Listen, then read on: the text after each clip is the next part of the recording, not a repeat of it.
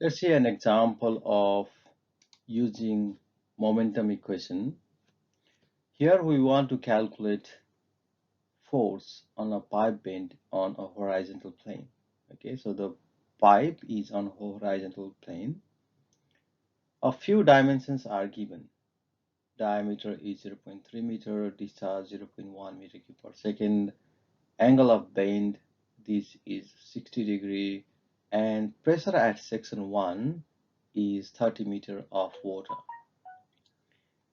Now we want to calculate the velocities first, because in the momentum equations uh, we have this velocity component, and so in most of the water related problems you need to find velocity. Okay, so let's try to find the velocity first using the continuity equation. And here, area 1 and area 2 are equal because the diameter doesn't change. So pi d square over 4, which is 0.071 meter squared. And that means the cross-section area is the same. That means the velocity also has to be the same. So v1, v2 equals to 1.41 meter per second, right? So once we know the area, so the discharge, which is 0.1, equals to v1 times a1, which is 0.071. We get velocity 1 equals to 1.41, and velocity 2 is also the same. Now we create the finite volume and write the equation. Okay, so we create the finite volume of this bend and write the force equation. In x, P1 is acting towards positive x direction, so we first define which one is positive x, right? So this is positive x and this is positive y. So in x direction, P1 is acting towards positive x direction, and P2 acts back on the control volume at this angle 60 degree.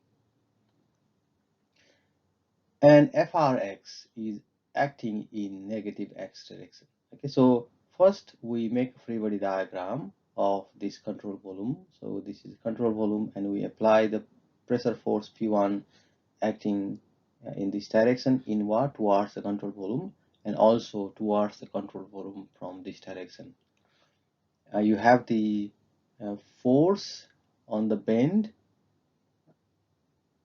on the pipe material, which is Fr. So reaction, the resultant force Fr, and we resolve this in x and y components, so Frx and Fry. So solving, now we have this momentum in x direction. Summation of forces in x direction equals to P1A1, because this is the direction, right? So P1A1 is positive x direction.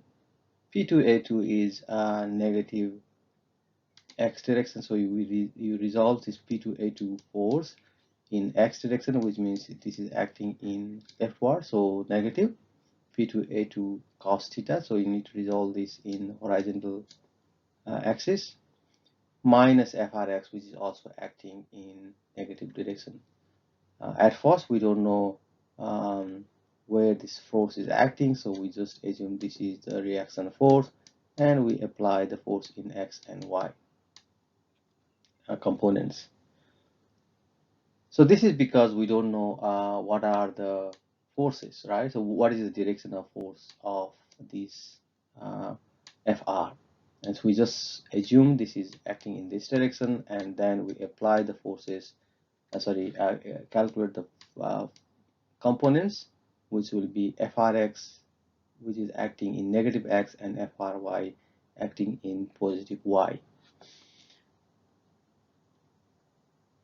The next is the change in momentum. So change in momentum means rho q plus v1. So density is rho, and discharge at this point, q is inflow. So when it is inflow, it should be negative. Okay, so negative q plus b1 is in this direction is positive v1. So all the forces you use that, if it is in positive x direction positive, if it is negative x direction negative. But for the discharge is scalar quantity. So for discharge, if it is entering the system, then you take negative. If it is exiting out from the system, then that's positive. So at this point, it is entering the system. So rho times minus q and v1 is positive, plus rho and the flow is exiting from the system at section number 2. So this is a positive, and velocity is also acting positive in positive x direction, so v2 plus.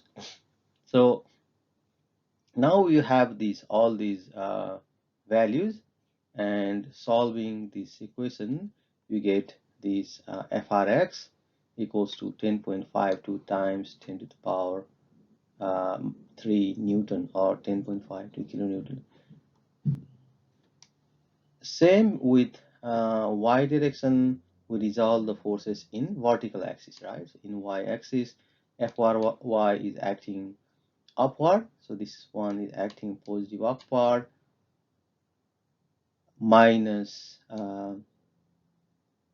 this 294 sine 60, P2A2, this P2A2 sine theta, right? So pressure is known, so which is negative, because the pressure is acting in this direction, and if you resolve the force in y direction, it will be downward. So this will be a minus P2A2 sine theta, which equals to rho q v1 sine 0 is 0, so you don't need to put, and the next one is rho q v2 sine theta, right? So q is positive because at section 2 it is exiting the system, and v2 sine theta is according to the direction of velocity. If we resolve this velocity in y direction, it is in upward, which is positive direction. So we calculate Fry, and we have Frx. We can now calculate the resultant force, right? So Fr square, x square plus y square, and we also can calculate the angle, which is tan inverse force y divided by force x, and that is 60 degrees. Now let's look at another example. In this example, the pipe bend is on a horizontal plane, which means there is no weight of water. We don't need to consider the weight of water because that cancel out. And the diameter of the pipe is the same, and it doesn't mention there is a change in pressure. So pressure at section 1 and section 2 will also be the same. That means area are the same because diameters are the same, and velocity are the same because area are the same. So same areas, same velocities, right? And same pressures. Now you use the momentum equation. So first you have this Frx and Fry. So you assume this is the reaction force, and you calculate the horizontal and vertical component of the force. So in x direction, P1A1 minus 0, because the number two component is 90 degrees, so it doesn't have any effect in x direction, minus Frx, so Frx negative x-axis, equals to 1000 minus 0.3, the discharge, because it is entering the system, that's why negative, times 1.062, which is velocity, right?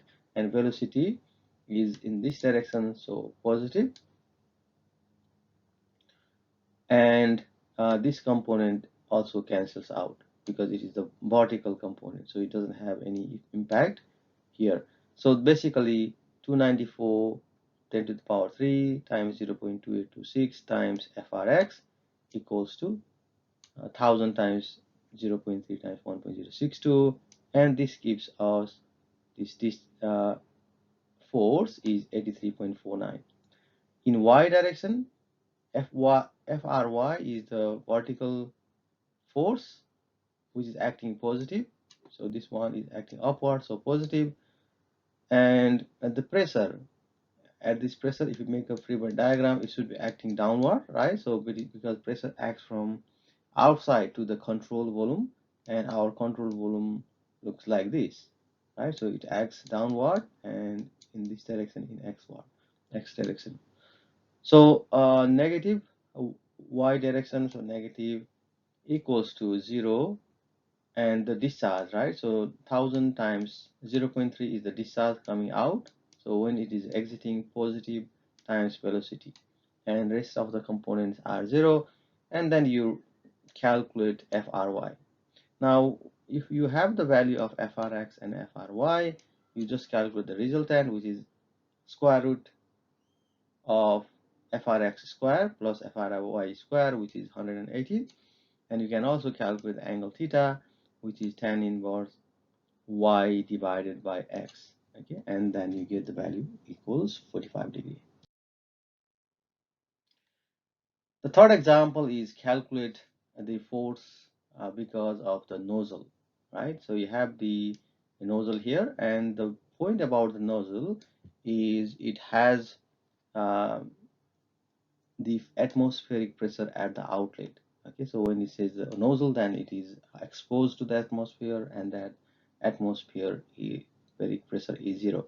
So you have this P1A1, and when we make the free body diagram of this nozzle section, P1A1, P2A2 acting in this direction, which is obviously atmospheric pressure, and you have, because this is horizontal, you have this reaction force horizontal only, so you don't have any vertical component.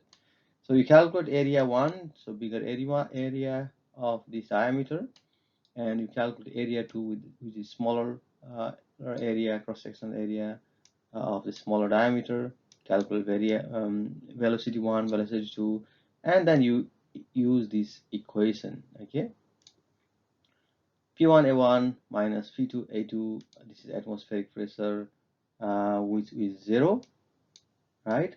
Minus Fr, so negative x direction, equals to whatever is entering. So 1000 minus, because it is entering, discharge entering, minus 0.05, because 5 liters per second, times the velocity, plus what is the momentum here?